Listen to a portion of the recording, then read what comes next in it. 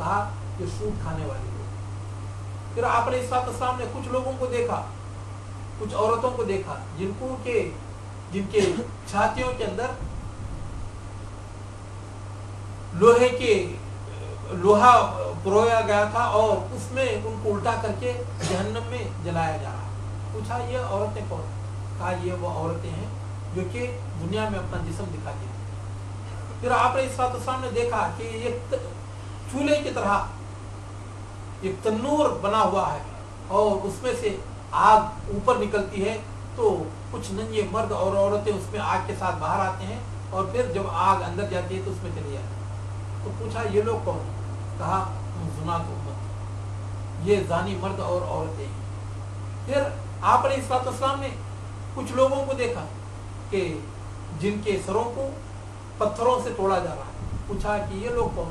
कहा ये वो लोग हैं कि नमाज के वक्त इनके सर भारी हो जाया करते थे।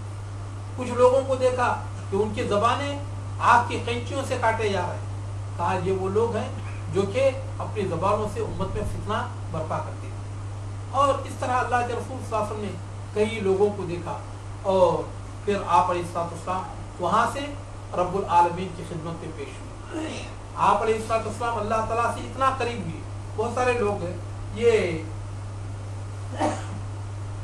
ये बयान करते हैं कि अल्लाह के रसूल सल्लल्लाहु अलैहि वसल्लम और अल्लाह ताला में बस सिर्फ 1-2 कमान का फासला और उसके लिए ये सुम्मा दना फतदल्ला फकाना काबा कौसैनी औ अदना।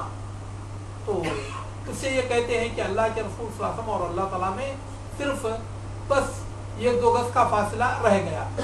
मेरे मोहतरम दोस्तों, अल्लाह रब्बुल आलमीन ने ये जो फरमाया ये हज़रत जिब्रील अलैहिस्सलाम के ताल्लुक से फरमाया। हज़रत जिब्रील अलैहिस्सलाम को अल्लाह के रसूल सल्लल्लाहु अलैहि वसल्लम ने 2 मरतबा उनकी अपनी असली शक्ल में देखा। एक तो दुनिया में जब आप गारे हिरा से नीचे उतर रहे थे तो वहाँ पर हज़रत जिब्रील अलैहिस्सलाम को देखा कि वो आसमान और ज़मीन के दरमियान ये कुर्सी पर बैठे हुए हैं और उनके वजूद से सारी कायनात भर गई और उनके 600 पर। और फिर अल्लाह के रसूल सल्लल्लाहु अलैहि वसल्लम ने सिदरतुल मुंतहा के पास आपने उनको अपनी असली शक्ल में देखा। वो इस कदर अल्लाह के रसूल सल्लल्लाहु अलैहि वसल्लम से करीब हुए कि सिर्फ 1-2 हाथ का फासिला बाकी रह गया। तो जहाँ तक अल्लाह ताला से कुर्बत की बात, मेरे मोहतरम दोस्तों, अल्लाह के रसूल सल्लल्लाहु अलैहि वसल्लम से अल्लाह के रसूल सल्लल्लाहु अलैहि वसल्लम किस कदर करीब हुए। तो यहाँ पर आकर बहुत सारे लोग न सिर्फ बहक जाते हैं बल्कि खुद भी बहकते हैं, दूसरों को भी बहकाते हैं, खुद भी भटक जाते हैं, दूसरे लोगों को भी भटकाते हैं। और वो अल्लाह ताला से अल्लाह के रसूल सल्लल्लाहु अलैहि वसल्लम की मुलाकात को इस तरह बयान करते हैं गोया कि ये किसी अब्द और माबूद की मुलाकात नहीं है बल्कि किसी आशिक व माशूक की मुलाकात है। और कुछ लोग तो यहाँ तक कहते हैं कि अल्लाह के रसूल सल्लल्लाहु अलैहि वसल्लम से अल्लाह ताला ने कहा मेरे हबीब आप जूतों समेत अपने मेरे अर्श पर चले आए। मेरे मोहतरम दोस्तों, अल्लाह के रसूल सल्लल्लाहु अलैहि वसल्लम रात में सोए हुए थे और दुनिया का कोई भी अक्लमंद इंसान जूते पहनकर नहीं सोता है। अगर कोई सोया इस तरह तो कहेंगे ये तो पागल। आप तो सोए हुए थे और कोई भी चप्पल या जूते पहनकर नहीं सोता। और फिर कुछ लोगों ने यहाँ तक कह दिया कि अल्लाह के रसूल सल्लल्लाहु अलैहि वसल्लम अर्श पर चढ़ रहे थे लेकिन आप अलैहिस्सलाम से चढ़ाई नहीं हो रही थी। इतने में हजरत शेख अब्दुल कादिर जिलानी रहमतुल्लाह अलैह की रूह आई, उसने कंधा। मेरे मोहतरम दोस्तों, मैं ये कहता हूँ कि जो बंदा ये अकीदा रखता है वो आदमी वो मुसलमान नहीं हो सकता, क्योंकि अल्लाह के रसूल जनाब मोहम्मद रसूलुल्लाह सल्लल्लाहु अलैहि वसल्लम को अपने किसी उम्मती की रूह के सहारे की जरूरत पड़ जाए। ये किस कदर अल्लाह के रसूल सल्लल्लाहु अलैहि वसल्लम की शान में गुस्ताखी और अल्लाह ताला की शान में किस कदर गुस्ताखी है कि जो अल्लाह ताला मक्के से आप अलैहिस्सलाम को बैतुल मक़दिस से फिर 7 आसमानों की सैर पर लेकर आया, तो क्या वो अर्श पर अल्लाह ताला नहीं बुला सकता? मेरे मोहतरम दोस्तों, ये सारे के सारे अफवात और बकवास हैं और इस तरह का अकीदा रखना गोया के दीन और ईमान से हाथ हो लेना। और कुछ लोगों ने यहाँ तक कह दिया कि अल्लाह के रसूल सल्लल्लाहु अलैहि वसल्लम जिस वक्त अर्श पर पहुंचे तो देखा कि वहां पर भी अल्लाह के रसूल सल्लल्लाहु अलैहि वसल्लम ही मौजूद। नऊज़ुबिल्लाह। तो یہ لوگ کہنا یہ چاہتے ہیں کہ وہی جو مستوی عرش تھا خدا ہو کر اتر پڑا ہے مدینے میں مصطفیٰ ہو. خدا کو خدا کہوں تو محمد کو کیا کہوں, دونوں کی شکل ایک ہے, کس کو خدا کو. نعوذ باللہ. تو جو لوگ اس طرح کا عقیدہ رکھتے ہیں تو میرے محترم دوستو وہ دائرہ اسلام میں ایک سیکنڈ کے لیے بھی رہ نہیں سکتے اور وہ اس سے خارج ہوئے. جو شخص یہ تصور رکھتا ہے کہ اللہ کے رسول صلی اللہ علیہ وسلم ہی اللہ ہیں یا اللہ تعالیٰ اللہ کے رسول صلی اللہ علیہ وسلم کی شکل میں اس دنیا میں آیا, تو میرے محترم دوستو وہ مسلمان ہرگز نہیں. اللہ کے رسول صلی اللہ علیہ وسلم اللہ تعالیٰ کے بندے تھے اور اللہ تعالیٰ آپ کا معبود. اللہ تعالیٰ نے کیا فرمایا, الی عبدہ ما اوحی, اللہ تعالیٰ نے اپنے بندے کی طرف وہی فرمائی جو وہی بھیجنی. سبحان الذی اسری بعبدہ, وہ ذات پاک ہے جو کہ راتوں رات لے کر چلا گیا اپنے بندے. اللہ کے رسول صلی اللہ علیہ وسلم اللہ تعالیٰ کے بندے تھے اور اللہ تعالیٰ آپ کا معبود تھا اور ہم تمام کا معبود. تو میرے محترم دوستو اب حقیقت کیا ہے؟ کیا اللہ تعالیٰ سے آپ علیہ السلام کی ملاقات ہوئی؟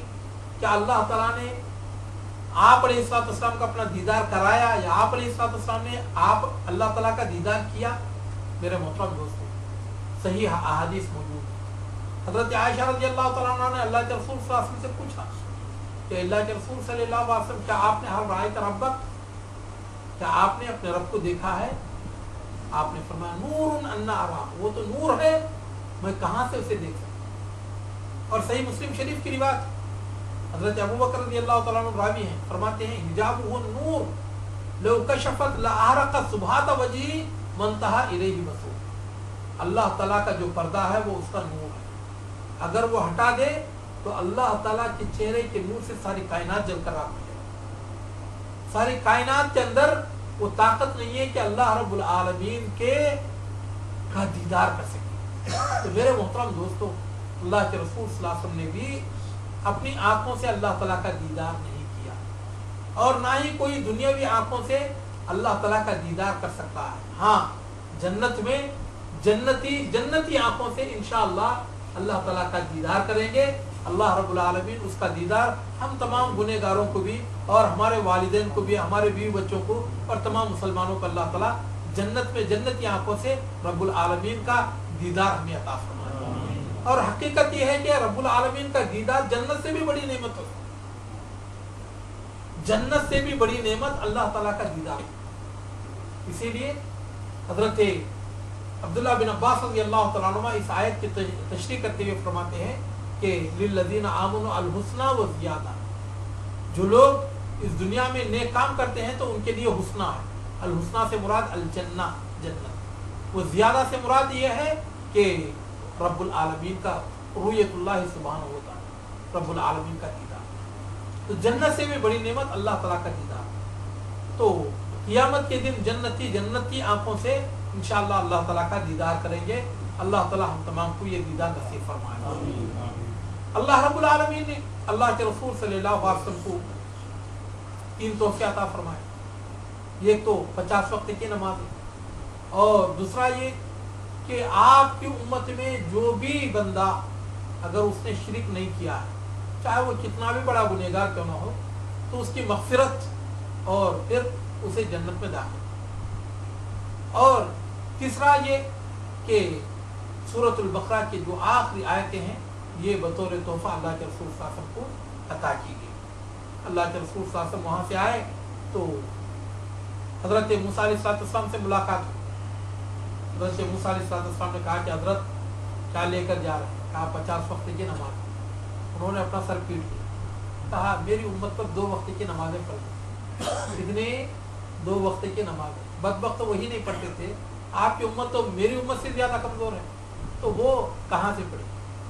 جائیے جا کر کم کرا کر لائے. جاتے آتے صرف 5 رہ گئی. اللہ تعالیٰ نے فرمایا کہ یہ آپ کی امت کے لیے 5 ہیں لیکن میرے پاس تو 85. آپ کی امت کا جو بھی بندہ 5 وقت کی نماز ادا کرے گا تو میں اسے 50 وقت کی نمازوں کا ثواب عطا کروں. میرے محترم دوستوں, اور حقیقت یہ ہے, اسی لیے کہا جاتا ہے کہ نماز مومن کی معراج ہے, کیونکہ یہ معراج سے آیا ہوا تحفہ.